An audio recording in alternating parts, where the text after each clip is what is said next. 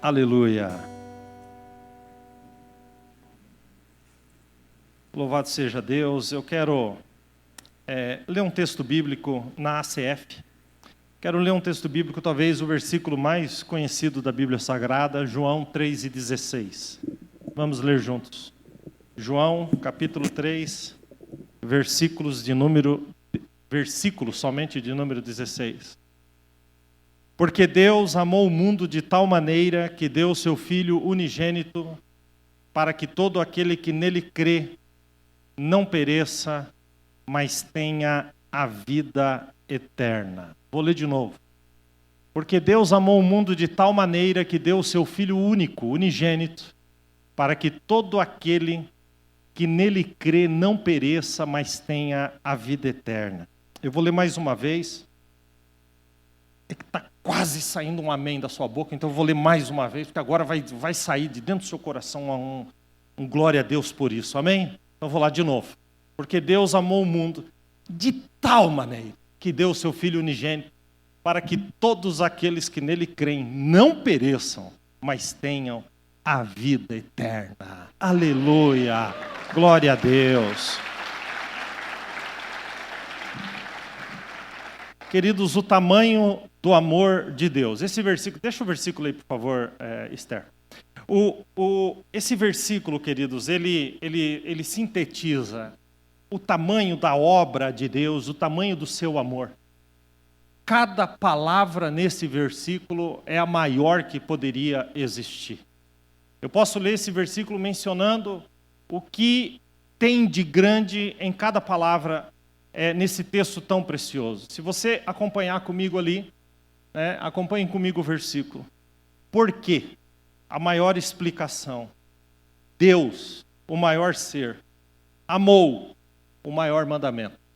O mundo, o maior alvo.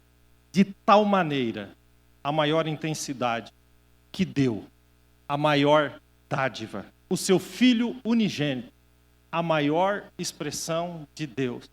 Para que todo aquele, a maior abrangência, aquele que crê, ele aponta para a maior condição.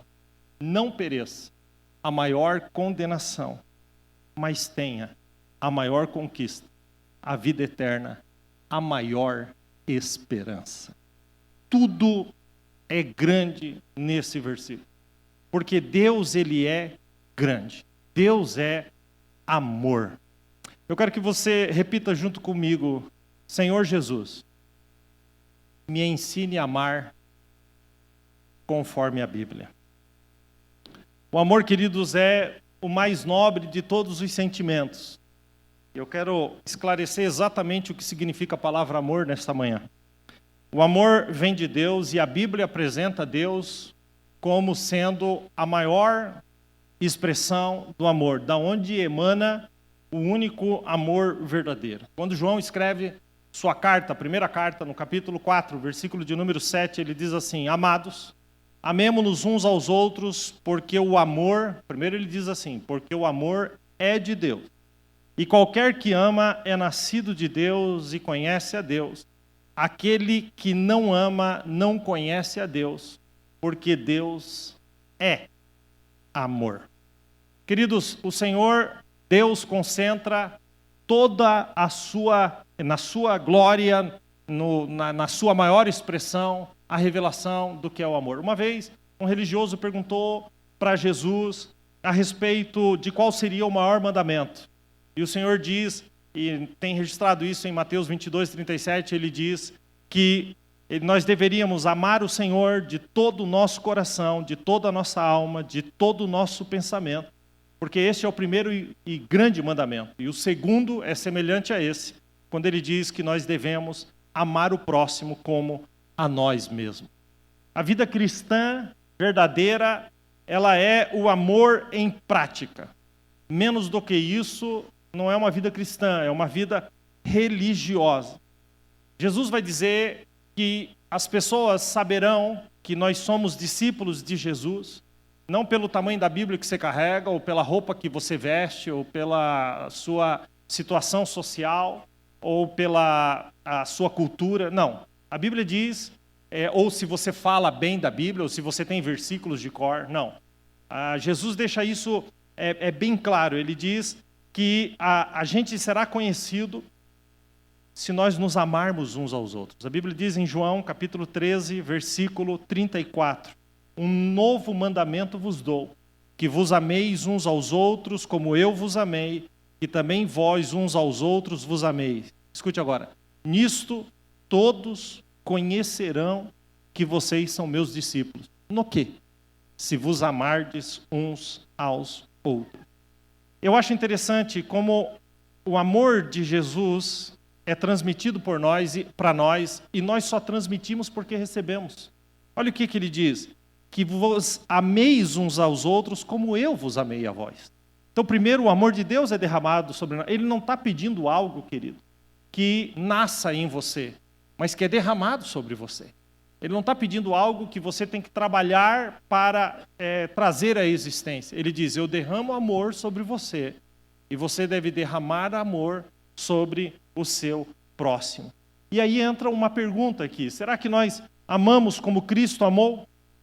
Porque amar as pessoas que nós gostamos, que se vestem como nós gostamos, que vivem aquilo que vivemos, que falamos sobre aquilo que falamos, que conversam sobre aquilo que conversamos, amar os iguais não nos custa nada, mas a gente tem que amar também todas as pessoas que nos rodeiam, porque Cristo amou a todos. Quando você lê 1 Timóteo 2,4, há algo tão precioso que Tiago derrama sobre nós, quando ele diz que Deus quer que todos os homens se salvem e venham ao conhecimento da verdade. Então o Senhor quer que todos se salvem, quer que aquelas pessoas que eu gosto se salvem, mas que as que eu não gosto também se salvem. E todos nós, de alguma forma, fomos alcançados por esse amor. Se Deus, que é amor, não quer perder ninguém, então nós que somos o reflexo desse amor, devemos amar a todos da mesma forma. Deus é amor. Ou a gente entende esta expressão, ou, queridos, a gente não conhece a Deus. A gente ama o direito de ser amado. A gente quer o direito de ser amado. Eu tenho certeza que se eu perguntar para alguém aqui, você sabe que Deus te ama, todo mundo vai levantar a mão e dizer, sim, Deus me ama. Por quê? Porque a gente ama o direito de ser amado. Porém, queridos, não gostamos do fato de ter que amar como Ele ama. Aí parece que cria um bloqueio. O Senhor traz esse novo mandamento, de nos amarmos uns aos outros. E vocês já devem ter ouvido essas palavrinhas que representam tipos de amor no grego, né? O ágape, o filéu, o eros. E as pessoas dizem, o amor ágape é o amor de Deus, o amor filéu é o amor de irmão, de amigos, de fraternidade. E o amor eros é o amor que aponta para a sexualidade, para a atração física. Né? Mas eu quero lhe dizer que não existe amor filéu nem amor eros. Porque se não tiver o amor ágape, o filéu não tem a revelação desse amor. O eros não tem a revelação desse amor. Então, dentro do casamento, o ágape é derramado sobre o filéu. Então, a atração física é abençoada por Deus dentro de uma vida conjugal do casal, uma vida sexual. E é abençoado por Deus biblicamente. Por quê? Porque o ágape foi derramado sobre o eros. Ou eu posso dizer que sou amigo das pessoas e que quero bem as pessoas, mas isso pode ser só filéu, só fraternidade. Ou eu posso fazer com que o meu coração transborde tanto amor que esses supostos amigos sejam não só amigos, mas sejam também meus irmãos. O filéu, queridos, ele é um amor sem o ágape, ele é um amor de fraternidade.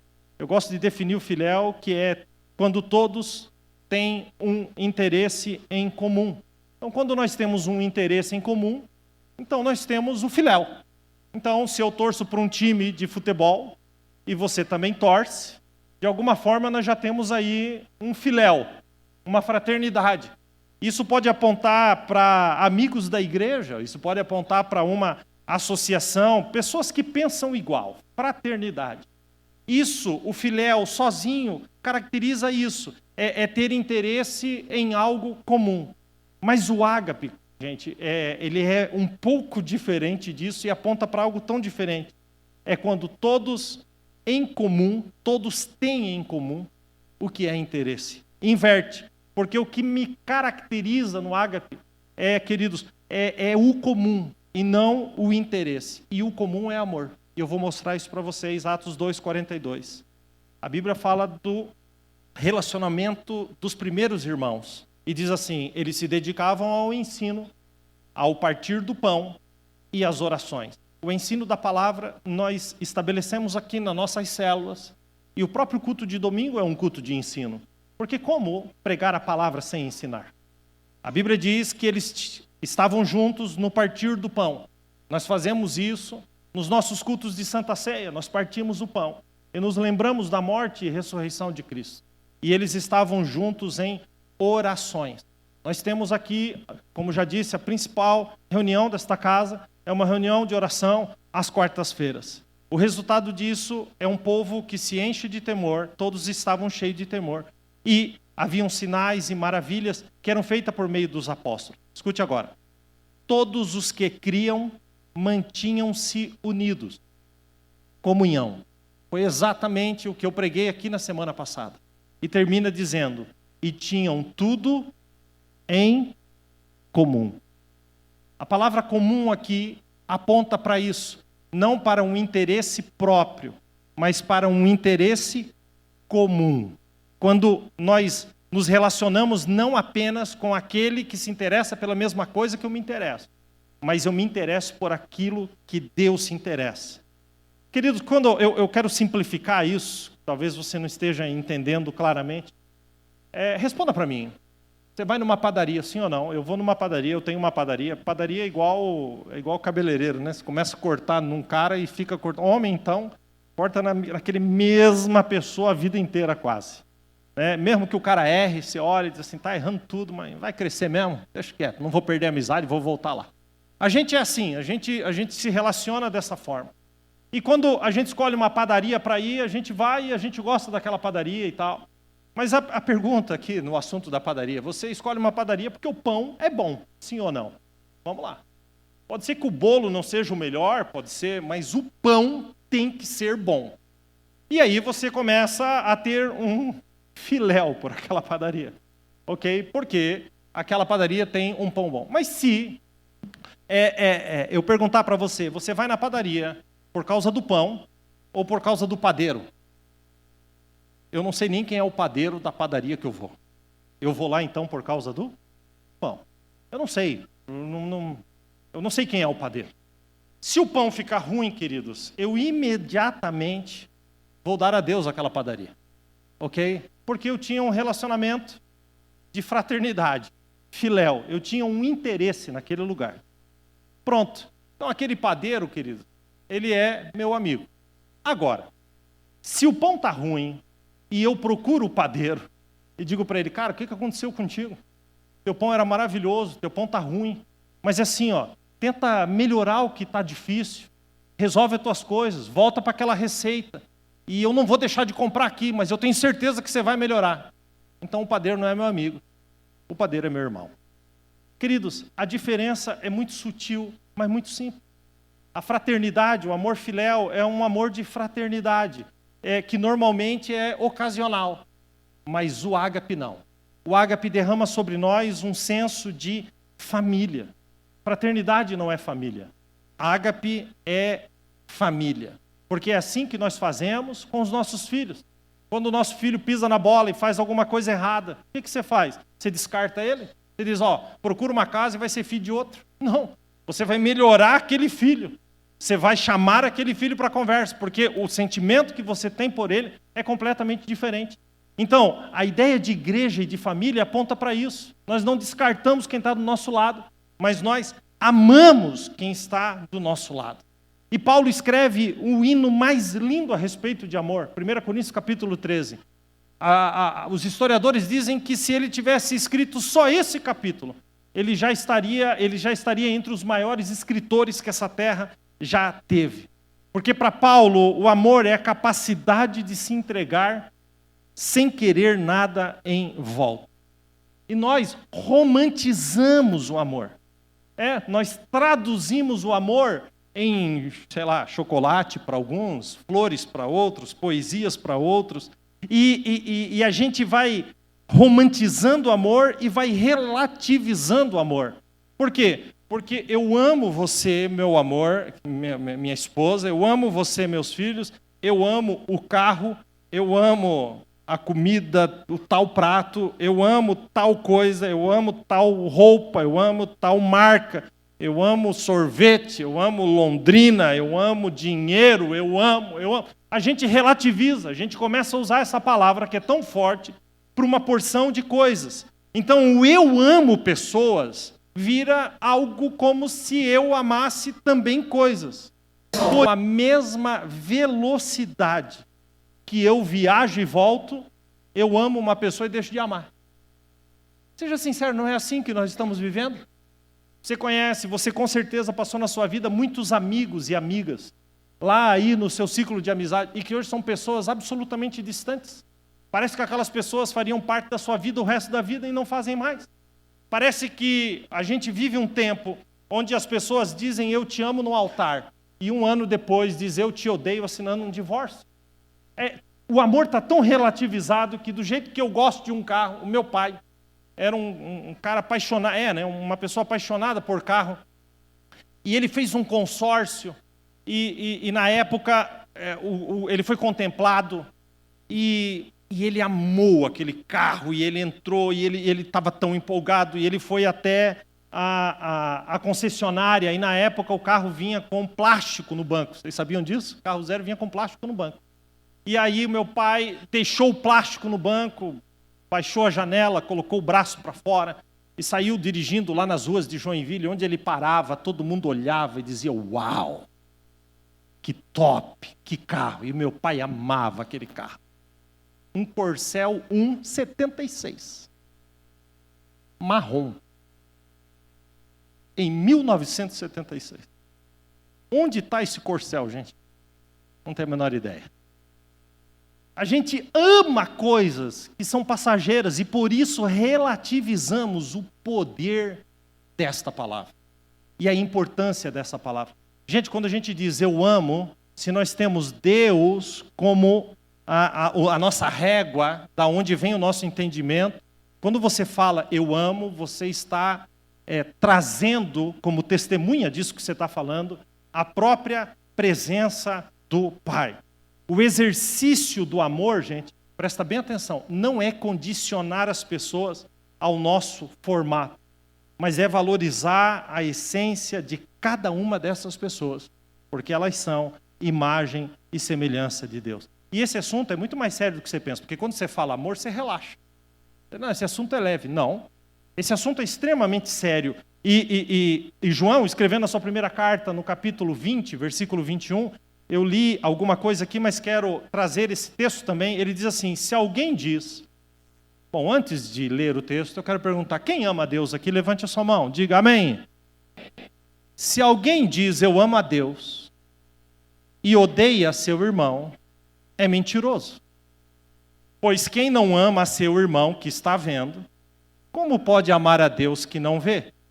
Porque dele temos este mandamento, que quem ama a Deus deve amar também ao seu irmão. Quem entendeu isso, diga amém.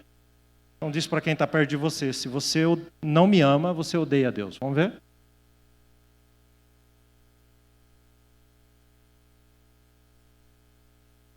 Se a igreja ama a Deus, como que a gente pode amar a Deus desprezando quem está perto? Ignorando a dor do irmão? Levando 30 segundos entre o término do culto e a calçada? Isso porque aglomera muita gente?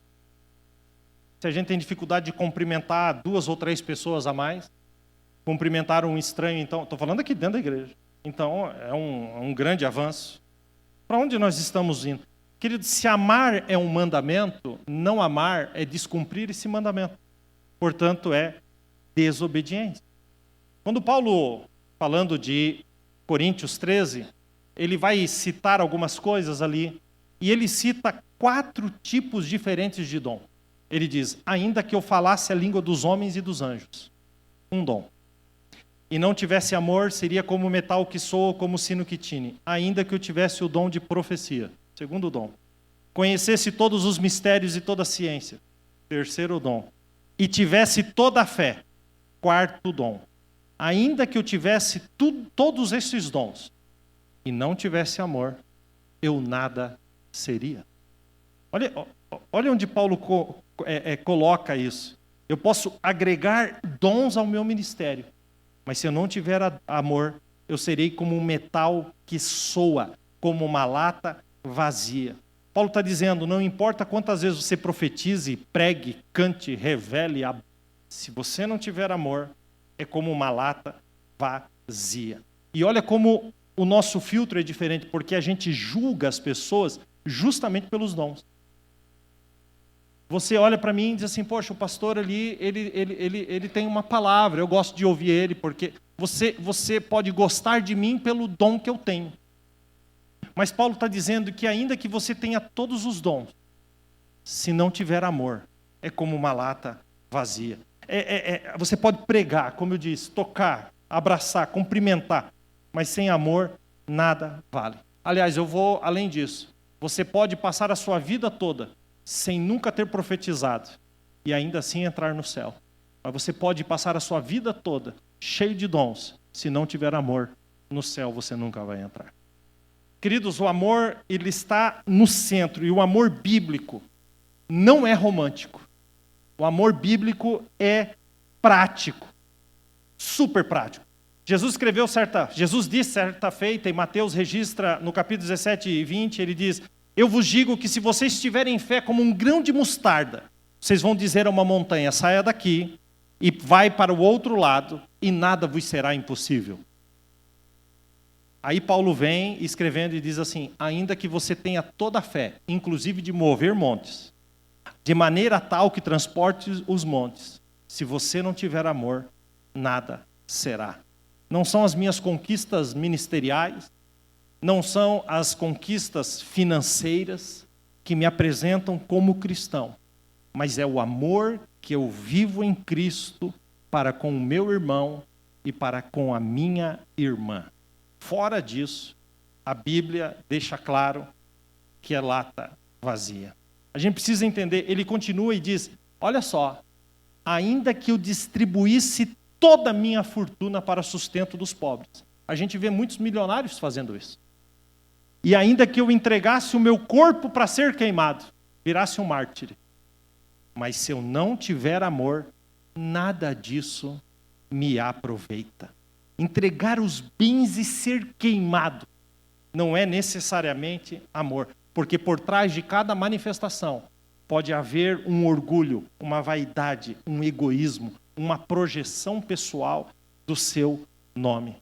Resumindo, não basta o que eu faço, mas o que me motiva a fazer o que eu faço. Querido, João estava com 93 anos na ilha de Patmos. Ele está escrevendo a carta que ele escreveu, a primeira carta de João, capítulo 4, 7. Olha o que o cara diz com 93 anos. Amados, amemo-nos uns aos outros, porque o amor é de Deus. Aquele que não ama não conhece a Deus, porque Deus é amor. Gente, um homem com 93 anos está escrevendo e dizendo o crivo da nossa espiritualidade é o amor. Você pode ter certeza que eu já fui muito pior do que eu sou hoje. Toda mudança na minha vida foi movida por amor. Toda mudança. Alguém me amou suficientemente para dizer, Tarciano, não faça isso. Alguém me amou o suficiente para passar a noite em oração para que eu fosse alcançado por Jesus. Alguém me amou o suficiente para apontar os meus defeitos e não só as minhas qualidades. Eu sou o resultado do amor. E se eu sou o resultado do amor, eu sou proibido de amar. Porque como posso negar aquilo que recebi de graça? De graça, recebei, de graça, dai. Então nós não temos o direito de guardar ódio em nosso coração. João explica isso melhor no 4,19 da sua primeira carta, quando ele diz: nós o amamos, porque ele nos amou primeiro. Gente, não é algo que vem de nós, mas que já foi derramado sobre nós. Você não está aqui nessa manhã porque você se apaixonou por Deus. Você não está aqui nessa manhã porque você o amou primeiro. Não, não, não. Ele te amou primeiro. Você só o amou depois. Ele te amou primeiro. É como se eu e você estivéssemos com um entendimento nítido de que primeiro fomos alcançados. A única coisa, queridos, capaz de nos elevar à semelhança de Deus é o amor. Quem está entendendo, diga amém. Paulo vai descrever algumas coisas a respeito do que é o amor, tudo em 1 Coríntios 13. Ele diz: o amor é sofredor, é paciente, é aquele que abre mão da ansiedade e sofre pelo bem do outro. Queridos, o amor nos faz tolerar um pouco mais, num mundo onde não toleramos nada. Gálatas, Paulo escreve no capítulo 6:2 e diz: levai a carga uns dos outros, e assim cumprirão a lei de Cristo. Querem amar? Tenham um pouco mais de paciência. Ele continua descrevendo, ele diz que o amor é benigno, e a benignidade é a virtude de quem se mostra favorável ao outro, sem esperar nada em troca. O amor que quer troco não é amor, é barganha. Eu quero que você esteja bem mesmo que não ganhe nada com isso. Essa é a frase que deveria a nossa bandeira. Ainda que eu não ganhe nada, eu posso derramar amor. Agora eu falo para vocês, falar mal do outro é ser benigno. Quantas pessoas que têm somente a aparência do amor, 2 Timóteo 3,5, tendo a aparência da piedade, mas negam a eficácia daquilo que dizem que vivem. Na hora de derramar isso, não consegue. Paulo continua e diz que o amor não é invejoso, não arde em ciúmes. O ciúmes é a marca da possessão. E quando eu amo, eu não possuo. Eu amo a igreja de Cristo, mas não possuo a igreja de Cristo, porque a igreja já tem dono e o dono é Jesus. Quem está entendendo isso? Amém? O amor não é invejoso, ou seja, não se alegra com a dor do outro. Ele continua e diz: o amor não é leviano, mas trata com sinceridade, ou seja, não enrola, não engana, não mente, não dissimula. Ele diz que o amor não se ensoberbece, ou seja, não se gaba, não se vangloria, não menospreza o outro, não olha de cima, não se acha superior. Como te amar? Como que eu posso te amar se eu acho que Deus é meu pai, mas é teu tio? Você não é filho de Deus, eu é que sou. Você não, eu que sou. Deus me trata como filho, você como sobrinho. Não, querido. Deus é pai de todos nós. Não se porta com indecência. Ou seja, não age por impulso. Não é inadequado. Ele continua e diz que o amor não busca os seus próprios interesses. Levante a mão agora para receber essa. Ele escreve: o amor não se irrita. Diga amém. Bem baixinho, diga amém bem baixinho, baixinho. Ora, querido, se é paciente, não se irrita. Olha para a pessoa que está do seu lado. Aí você vai falar assim: é para eu repetir um versículo? Não. É para eu falar o que você vai falar? Não também. Fala igual o Chaves, mas não se irrite.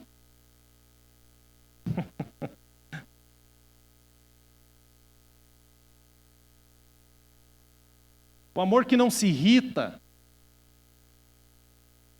ele não sente o direito de chamar a atenção de quem ele diz que ama na frente de todo mundo. Destacar em vergonha, rebaixar em público. Não, querido, isso não é amor. Tem gente que só fala, só falta falar para o outro em alguns lugares, né? Te pego lá fora, igual quinta série, né? Te pego lá fora. Quem aqui já foi ameaçado de ser pego para o lado de fora? Eu fui umas 500 vezes. E muitas vezes me pegaram. Mas, queridos, eu te pego lá fora. Né? Quem já ouviu a famosíssima expressão do inferno? Eu sou crente, mas meu braço não é não. Ele continua e diz que o amor não suspeita mal. Ele ama, ele perdoa. E quem não perdoa está bebendo veneno esperando que o outro morra. Eu me lembro que há muitos anos atrás, quando eu vi uma discussão entre dois senadores, e essa faz muitos anos mesmo, eu era ainda muito jovem, mas aquilo me cravou. Um dos senadores estava na tribuna e ele falou tão mal do outro senador que estava embaixo, e ele esbravejou, e ele só faltou babar, fazer igual caranguejo, babar e andar de lado. Ele ficou tão coisa, e desceu da tribuna. Então aquele que era o alvo de toda a sua raiva subiu à tribuna e respondeu da seguinte forma: sinto que vossa senhoria me odeia, e se vossa senhoria de fato me odeia, quero lhe dizer que vossa senhoria é meu escravo. A mais pura verdade. Nos tornamos escravos de quem odiamos. Aquilo vira uma opressão, aquilo vira, você não pensa em mais nada. Ou seja, é escravizado pelo próprio ódio. Quem odeia se torna escravo daquele de quem ele odeia. O ódio faz girar tudo em torno daquilo que odiamos. Ele vai terminar e vai dizer: o amor não folga com a injustiça. Não é injusto. Você acha realmente justo falar mal de alguém sem que esse alguém esteja presente? Isso não é justo. Você não lhe dá o direito de resposta, o direito de defesa. Isso é injustiça. Por isso, quando alguém vem falar mal de mim, de alguma coisa a respeito de alguém, se eu estiver disposto a ouvir para reconciliar, para amar e para resolver, farei isso imediatamente após ouvir. Se eu não tenho esta opção, querido, não vem falar para mim, e o pastor mandou falar para você que o meu ouvido não é pinico. Não quero te ouvir. Não vou participar disso. Não serei cúmplice do seu ódio. Se você tem alguma coisa contra essa pessoa, vá diretamente a ela, porque isso é justo. Ele termina, ele diz: tudo sofre, tudo crê, tudo espera, tudo suporta. Meu Deus, pastor, eu nunca vou alcançar isso. Como assim tudo sofre, tudo crê, tudo espera? Essa para mim não sei se eu consigo. Às vezes eu sou tão impaciente, tudo suporta. Tem dias que eu digo: Senhor, não estou mais aguentando. Ele continua e ele vai descrever a respeito do amor. E eu descubro então, em 1 Coríntios 13, que o amor tem um nome, e o amor é Jesus. Só Jesus é capaz de viver tudo isso. Então, como eu posso viver tudo isso? Trazendo Jesus para a minha vida e me parecendo com Jesus. Quem entendeu isso, diga amém. Eu falei sobre o amor de Deus sobre nós. Amém? Eu comecei, olha o versículo que está atrás de mim. O amor de Deus para conosco. Eu também falei sobre o amor que devemos derramar de Deus entre o próximo, entre os nossos irmãos. Amém? Eu quero terminar falando de algo que é muito pouco falado. Eu falei, falando de mim aqui, eu falei do amor que Deus me ama, do amor que devo ter entre os meus irmãos. Mas eu quero terminar falando do amor que eu tenho que ter por Deus. E esse assunto, queridos, é extremamente importante. E eu quero trazer aqui a pergunta que o próprio Deus fez a um dos seus discípulos. Vocês conhecem a história de João 21? Quando Pedro, depois de negar Jesus, e Jesus morrer e ressuscitar, mas Pedro não o viu ressuscitado, Pedro volta à pescaria.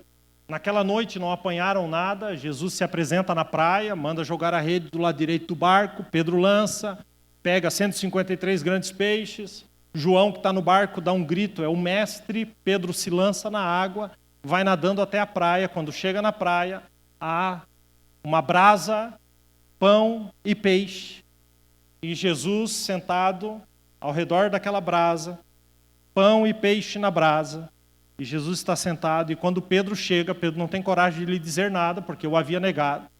Pedro se assenta. Jesus, então, faz uma pergunta. Vocês conhecem João 21:15.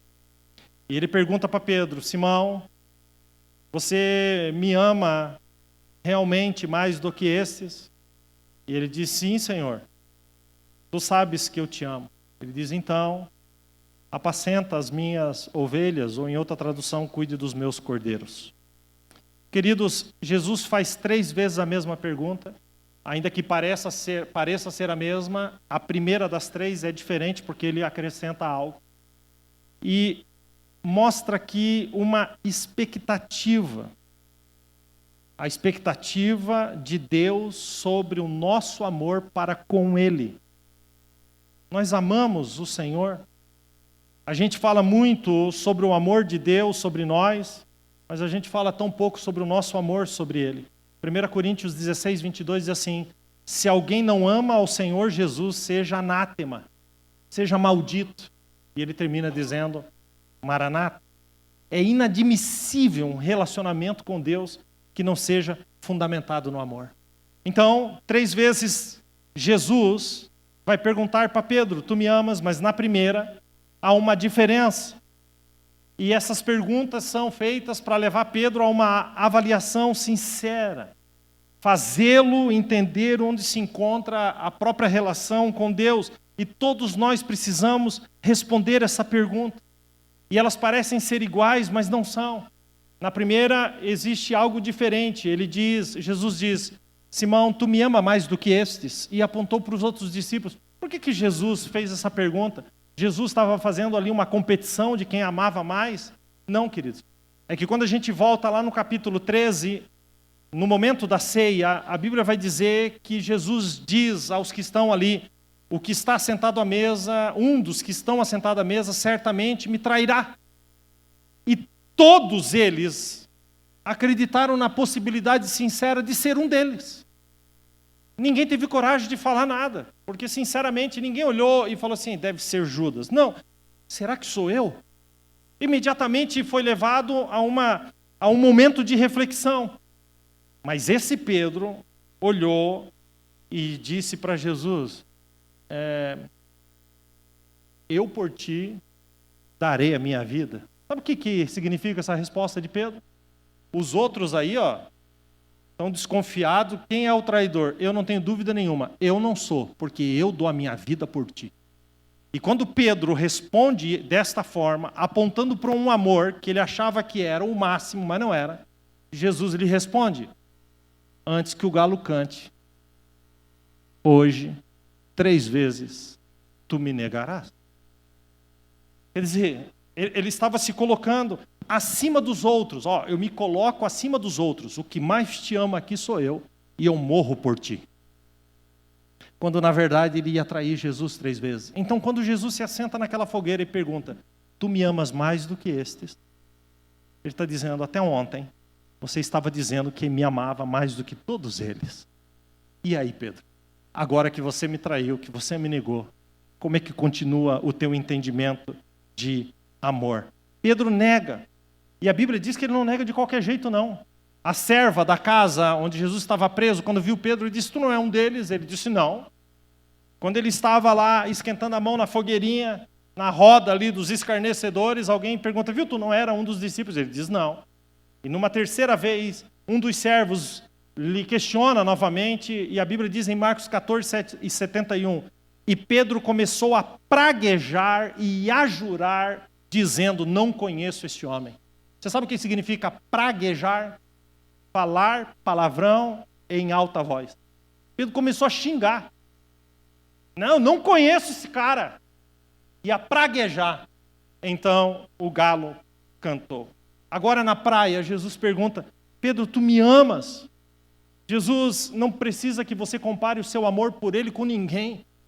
Apenas que o ame. Quando na primeira pergunta Jesus faz essa pergunta, Jesus desmascara a Pedro todo o seu discurso religioso de superioridade. Nós nos iludimos a respeito do quanto o amamos, dizemos que o amamos, que confiamos, que cremos, mas não é verdade, a nossa alma está enferma. Jesus então a pergunta a segunda vez: porque quer a confirmação que Pedro confesse. Pedro então confirma a diferença do amor que existia. E agora eu preciso trazer aqui uma realidade para você, e eu quero que você redobre sua atenção. A palavra amor, queridos, do grego foi traduzido só por uma palavra no português, amor. Mas eu acabei de trazer para vocês pelo menos 2 tipos, ou 3 aqui, o amor ágape, o amor filéu, de amigo, de fraternidade, e o amor eros. O Novo Testamento foi escrito em grego, então há uma diferença quando o nome é mudado. Muda o sentido da palavra amor. Quando Jesus pergunta para Pedro a primeira vez, Jesus pergunta assim: Pedro, tu me amas?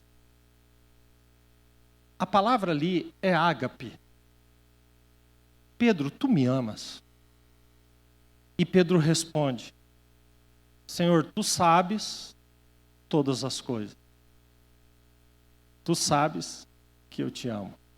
A palavra é filéu. Jesus pergunta: tu me amas, ágape? E Pedro responde: filéu. Eu te amo, filéu. Não é a mesma palavra. Jesus então pergunta novamente: Pedro, tu me amas, ágape? E a resposta de Pedro é: Senhor, eu te amo, filéu. Mas na terceira pergunta, Jesus inverte. E Jesus pergunta para ele: Pedro, nas 2 primeiras, Jesus pergunta: tu me ama, ágape? E ele responde: filéu. Na terceira vez, Jesus pergunta: tu me ama, filéu? É como se Jesus perguntasse: é isso mesmo?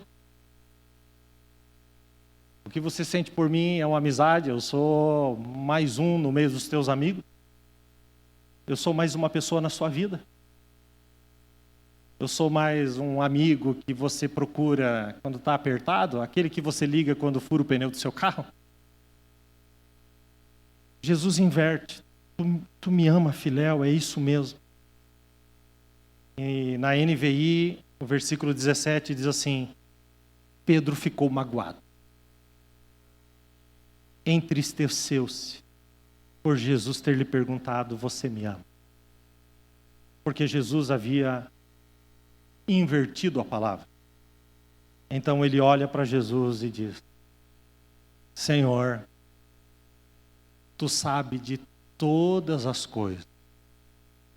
Tu sabes que eu ágape por ti. É quando o filéu, queridos, é quebrado e o ágape entra. Então Jesus olha para ele e diz: então, querido, apacenta as minhas ovelhas. É como se Pedro falasse: tu sabia lá na ceia. Tu sabia que era da boca para fora. Tu sabe que eu sou um pobre coitado que diz que te amo, mas não amo. Sinto sim uma amizade por ti. Tu sabe que eu me escondo atrás da minha arrogância religiosa. Tu sabe que eu me sinto superior, quando na verdade eu não passo de um fraco. E a mágoa que Pedro sentiu não é de Jesus, é dele mesmo. Como eu posso viver de palavras sem viver o verdadeiro amor? Ele descobriu que não amava o tanto que ele amava. Sabe, gente, quando eu leio a carta de Jesus, as palavras de Jesus numa carta para uma igreja chamada Éfeso, no Apocalipse, eu vejo uma igreja igual você. Trabalha, corre, luta, vai para cima. Olha a descrição dessa igreja, capítulo 2:2. Conheço as tuas obras, o teu trabalho. Jesus está falando desse povo. A tua paciência, que tu não aceita o mal, que coloca à prova os que se dizem apóstolos e não são, e tu encontra mentira neles. Tu sofre, tu tem paciência, tu trabalha pelo meu nome e tu não te cansa. Gente, que descrição de igreja. Como eu gostaria de ser descrito dessa forma. Que descrição, uma igreja que defende a Cristo, que trabalha, que sofre. Mas Jesus continua e diz: eu tenho, porém, contra ti, que deixaste o primeiro amor. O mais importante faltou.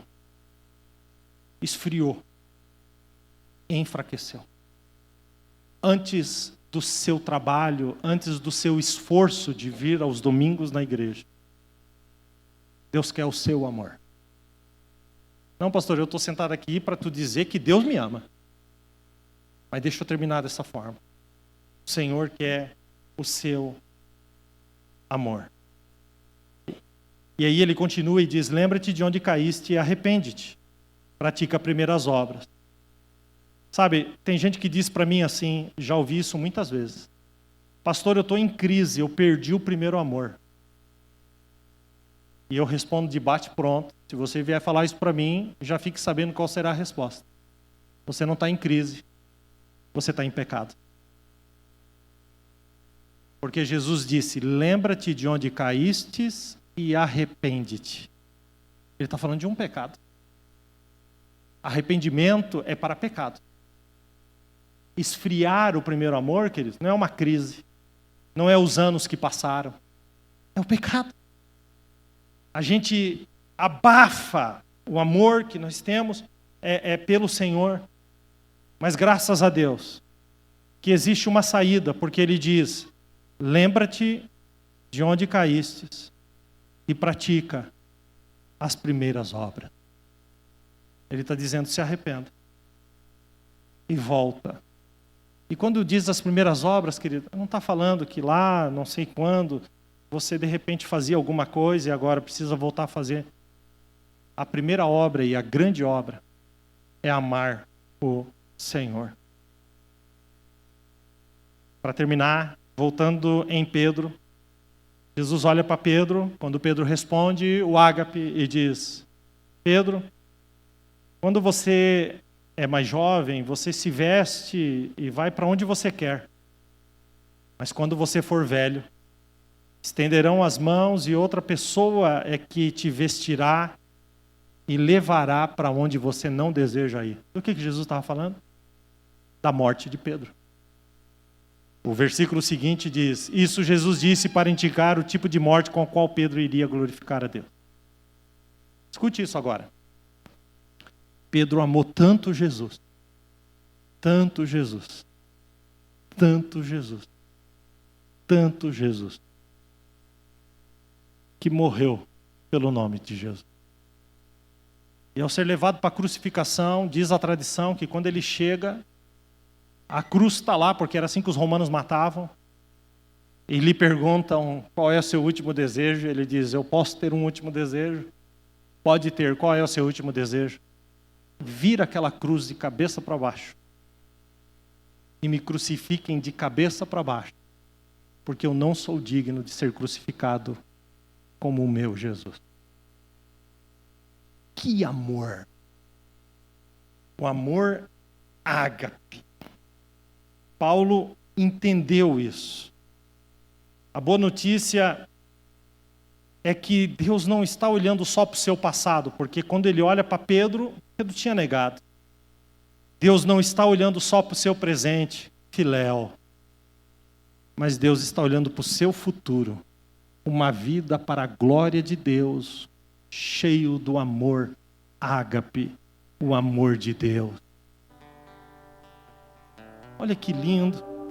O mais lindo é que Jesus não perguntou nenhuma vez para Pedro: eu te disse que tu ia negar, tu negou, né? Quem acusa do passado é o diabo, querido. Eu posso lhe dizer algo nessa manhã? Jesus não está aqui para que você venha falar do seu passado. Jesus está aqui só atrás de uma resposta: tu me amas?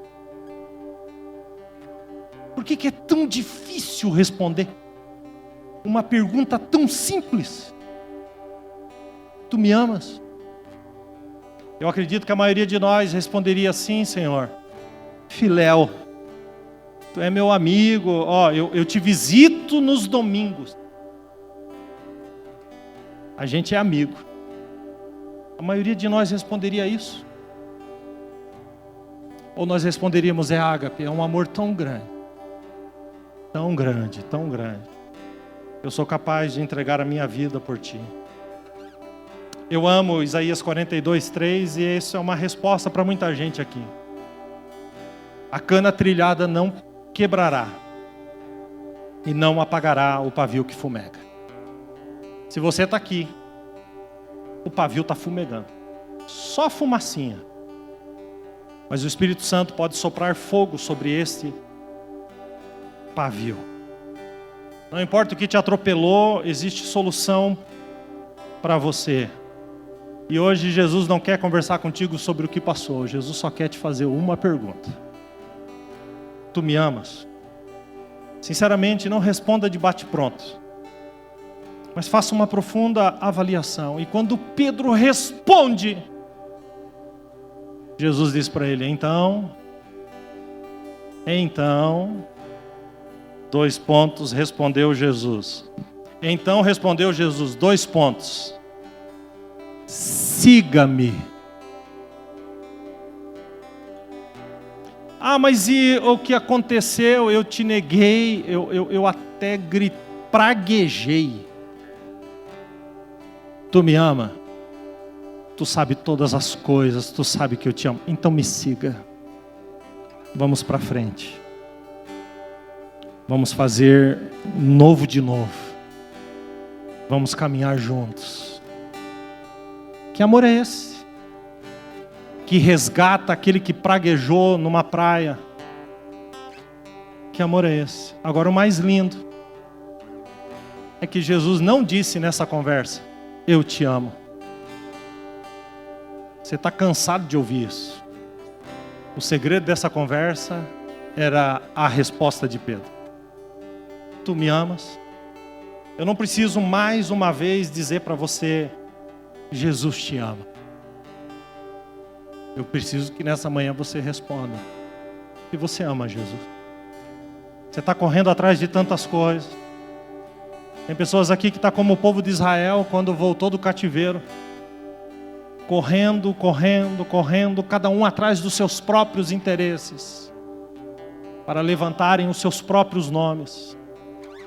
Então o Senhor usa o profeta e diz, cada um corre e busca os seus próprios interesses. E esqueceram da minha casa e da minha presença.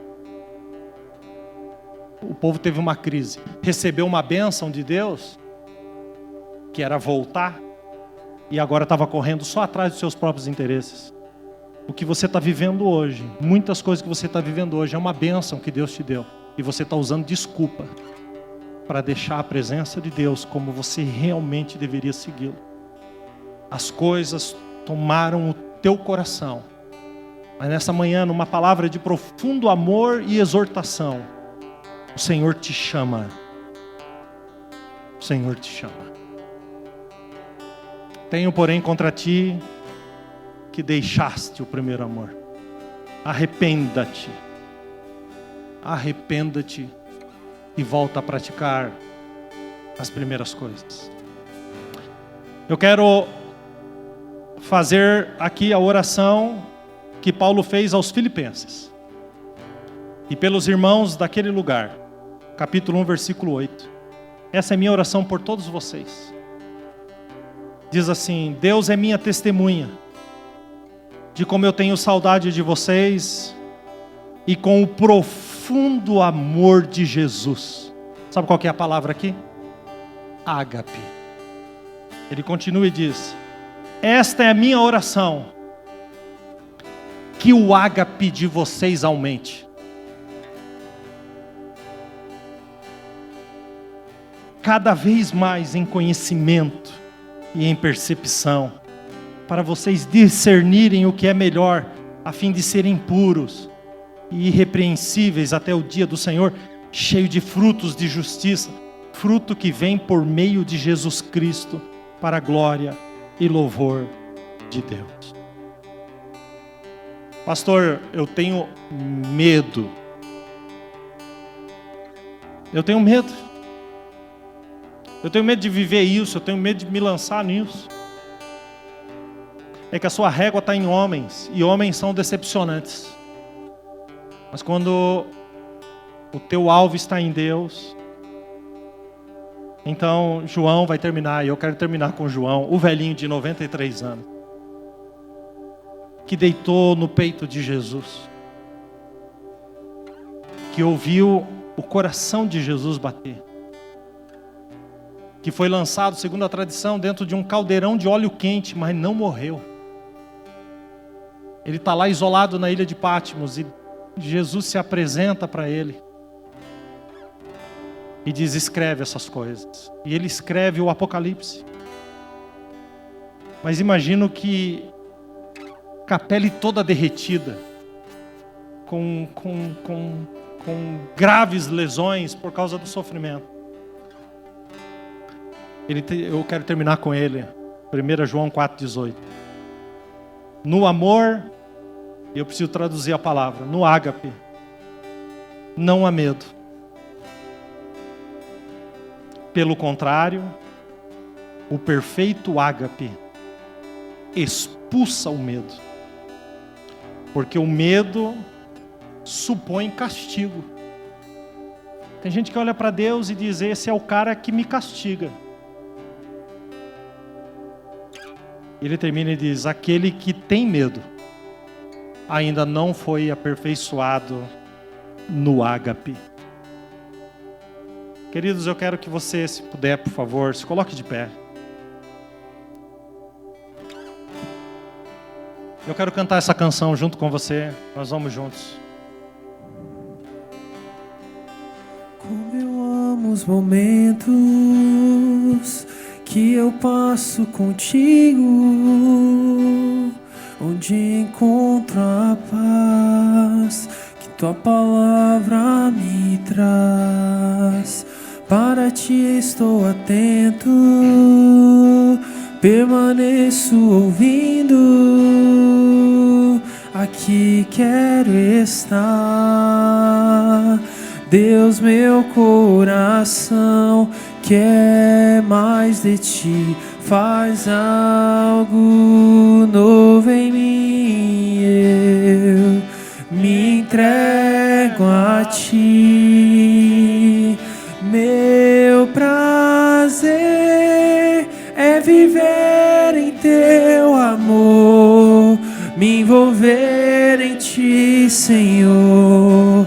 Meu desejo é te conhecer, Jesus. Abra a ti meu coração e os meus medos fugirão. O teu toque é tudo. O meu prazer é viver em teu amor, me envolver em ti, Senhor. O meu desejo é te conhecer, Jesus. Abra a ti meu coração e os meus medos fugirão. O teu toque é tudo que